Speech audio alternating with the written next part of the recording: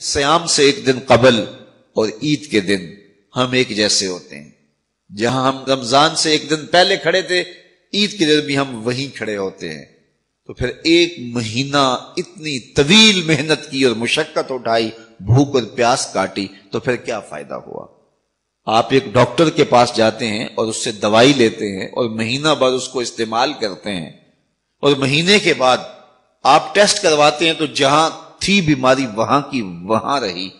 تو پھر دو باتیں ہیں، یا تو ڈاکٹر نے دوا ٹھیک نہیں دی، یا پھر آپ نے دوائی کے ساتھ پرہیز نہیں کیا اور جہاں تھے وہیں کے وہیں کھڑے رہ گئے. تو ڈاکٹر کے پاس دوبارہ جائیں گے تو وہ کہے گا جناب اس بیماری سے نجات تو ایک مہینے کے کورس سے ہو جاتا تھا، تو آپ کو آرام کیوں نہیں آیا؟ آپ نے پرہیز نہیں کیا. تو آپ اس کو کہیں کہ جناب ہم دوبارہ مجھے ایک کورس اور کروا دیں، لیکن پرہیز میں نے پھر بھی نہیں کرنا. تو ڈاکٹر کہے گا کہ نہیں جناب چھٹی کرو. اگر دوائی لینی ہے تو اس کے ساتھ جو احتیاطی تدابیر میں بتاؤں گا ان کو اختیار کرنا ہوگا. لیکن اگر کوئی شخص پھر دوسرا مہینہ کھاتا ہے اور احتیاطی تدابیر اختیار نہیں کرتا اور پھر ڈاکٹر کے پاس جا کہتا جناب آرام نہیں آیا، تو ڈاکٹر پھر اس کو کہے چلو دوبارہ لے لو، تو وہ تیسرے مہینے بھی کھائے، چوتھے مہینے بھی کھائے، ساری زندگی بھی کھاتا رہے، احتیاطی تدابیر نہیں کرے گا تو جہاں صحت تھی وہیں کی وہیں رہے گی. ماہ سیام آیا، پورا مہینہ دوائی لی، اور عید کے دن جب ٹیسٹ کروایا تو جہاں تھے وہیں کھڑے تھے. یا تو پھر دوائی ٹھیک نہیں ہے، میرے رب کی دوائی کس طرح ٹھیک نہیں ہو سکتی؟ جب اس نے کہا ہے لعلکم تتقون، تم روزے رکھو میں ضمانت دیتا ہوں تمہیں تقوی ملے گا، تو پھر تقوی نہیں ملا ہے تو پھر ہم نے روزے کی احتیاطی تدابیر کو اختیار نہیں کیا ہے اور اتنی طویل مسافت کاٹی ہے، مشقت کاٹی ہے، بھوک کاٹی ہے، پیاس کاٹی ہے. لیکن اگلے سال ہم پھر آئے تو ہم پھر اسی طرح وہ مشقت کاٹنے لگے اور احتیاطی تدابیر ہم نے پھر اختیار نہیں کی. تو صاحبو یہ ماہ سیام زندگی میں ایک بار پھر آیا ہے، اس کو احتیاطی تدابیر کے ساتھ گزارو. من لم یدع قول الزور والعمل به فلیس للہ حاجۃ فی ان یدع طعامہ وشرابہ. کہا جو جھوٹ اور جھوٹے امور اور کام نہیں چھوڑتا اس کے بھوکا اور پیاسا رہنے کی کوئی ضرورت رب کو نہیں ہے. وہ روزے کے ذریعے سے تمہاری تہذیب نفس کرنا چاہتا ہے، تمہارے من کو سنوارنا چاہتا ہے، تمہارے اندر کی غلاظتیں دور کرنا چاہتا ہے، لیکن تم اس کو احتیاطی تدابیر کے ساتھ لینے کے لیے آمادہ نہیں ہو تو کاٹتے رہو، ہر سال مشقت کاٹتے رہو. 40 سال 45 سال 50 سال ہو گئے روزے رکھتے، ہر سال یہ ہوتا ہے کہ 29 شعبان کو جہاں کھڑے ہوتے ہیں 1 شوال کو بھی وہی کھڑے ہوتے ہیں. تو پھر کیا فائدہ اتنی مشقت اٹھانے کا؟ تو ماہ سیام زندگی میں ہمیں ایک بار ملا ہے، ایک بار ذرا اس کو احتیاطی تدابیر کے ساتھ گزار کے دیکھیے تو آپ دیکھیں گے کہ یہ روزہ کس طرح من کے اندر روشنیاں ڈال دیتا ہے اور کس قدر تقوی کا نور نصیب ہوتا ہے. تو زندگی میں اس ماہ نور، ماہ سیام رمضان المبارک کو پوری احتیاط کے ساتھ، پورے حزم کے ساتھ، اور جو بتائے گئے اصول و ضوابط ہے ان کے ساتھ گزاریے. آنکھوں پہ بھی پہرا بٹھائیے، خیالوں پہ بھی پہرا بٹھائیے، سوچوں کو بھی آوارہ نہ ہونے دیجیے، رزق بھی پاک لیجیے، اور زبان پر بھی کوئی ایسا جملہ نہ آنے پائے جو رب کی ناراضگی کا سبب ہو. خیال بھی نہ بھٹکے، نظر بھی نہ بہکے، اور ایک ایک عمل زندگی کا خوبصورت ہو، منظم ہو، مرتب ہو، اور ادھر 30 روزوں کی بھوک ہو.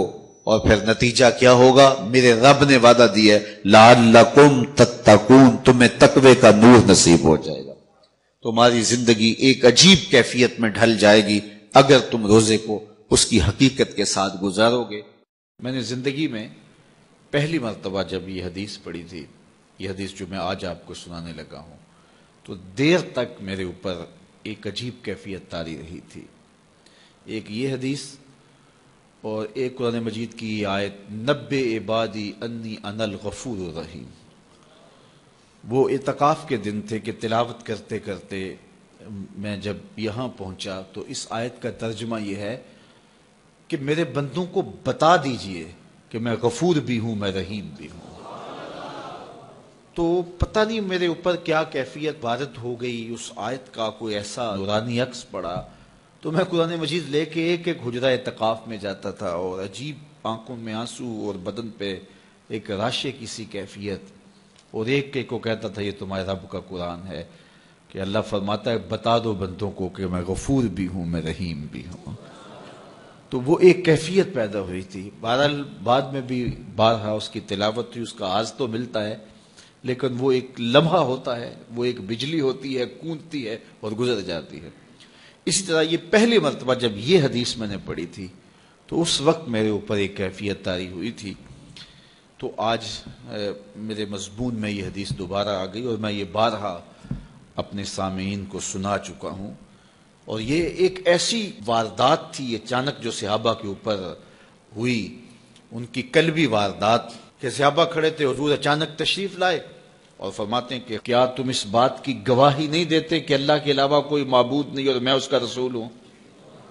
حضور نے پہلے تو یہ بات کی، ایسے صحابہ کھڑے تھے، حضور اچانک آئے اور اچانک ہی آتے ہوئے حضور نے فرمایا کیا تم اس بات کی گواہی نہیں دیتے کہ اللہ کے علاوہ کوئی معبود نہیں اور میں اس کا رسول ہوں؟ حضور کا انداز ایسا تھا کہ سینوں میں دل لرزنے لگے، اور سب نے عرض کی حضور ہم گواہی دیتے ہیں کہ اللہ کے علاوہ کوئی معبود نہیں اور آپ اللہ کے سچے رسول ہیں۔ تو جب انہوں نے یہ بات کہی قال، تو حضور نے ارشاد فرمایا یہ قرآن ہے، اس کا ایک سرا تمہارے رب کے ہاتھ میں ہے، دوسرا سرا تمہارے ہاتھ میں ہے۔ یہ وہ اللہ کی لٹکتی ہوئی رسی ہے جس کا ایک سرا تمہارے رب کے ہاتھ میں ہے اور اس کا ایک سرا تمہارے ہاتھ میں ہے۔ اس کو مضبوطی سے پکڑ لو، مضبوطی سے پکڑ لو۔ دیکھیے یہ کیسا ایک تصور ہے اس کی معنویت، کہ اچانک حضور نے آ کے کہا گواہی دیتے ہو کہ میں اللہ کا سچا رسول ہوں، مطلب کیا جو میں کہوں گا وہ سچ ہی ہوگا جب تمہیں یہ گواہی ہے؟ تو انہوں نے کہا کہ ہم گواہی دیتے ہیں۔ کیوں نہیں ہم گواہی دیں گے، آپ اللہ کے سچے رسول ہیں۔ تو فرمایا سنو، یہ قرآن جو ہے یہ اللہ کی وہ لٹکتی ہوئی رسی ہے جس کا ایک سرا تمہارے رب کے دستے قدرت میں ہے اور دوسرا سرا تمہارے ہاتھ میں ہے۔ اس کو مضبوطی سے پکڑ لو، اس کو چھوڑنا نہ۔ اگر تم اس کو مضبوطی کے ساتھ پکڑو گے تو تم کبھی بھی گمراہ نہیں ہوگے۔ اس کتاب کو تھام لو گے تو کبھی بھی گمراہ نہیں ہوگے۔ گمراہی سے بچنے کی ضمانت یہ کتاب ہے، ہلاکت سے بچنے کی تدبیر یہ کتاب ہے، اور اللہ جل شانہ سے باطنی ربط کا ذریعہ یہ کتاب ہے۔ حضرت امام احمد بن حنبل کہتے ہیں کہ میں نے ایک دن اپنے رب سے کہا کہ مالک مجھے اپنی محبت عطا کر، تو اللہ نے اتنی محبت عطا کی کہ مجھے زوال عقل کا اندیشہ ہو گیا کہ محبت کی فراوانی سے کہیں جنون نہ ہو جائے۔ تو پھر میں نے کہا مالک مجھے اپنا قرب عطا کر دے، مجھے محبت دی ہے تو اپنا قرب بھی عطا کر۔ تو آواز آئی میرا قرب چاہتے ہو تو قرآن پڑھا کرو۔ تو یہ اللہ کے قرب کی ضمانت ہے، اس کو مضبوطی سے پکڑ لو، اچھی طرح سے تھام لو، کبھی بھی گمراہ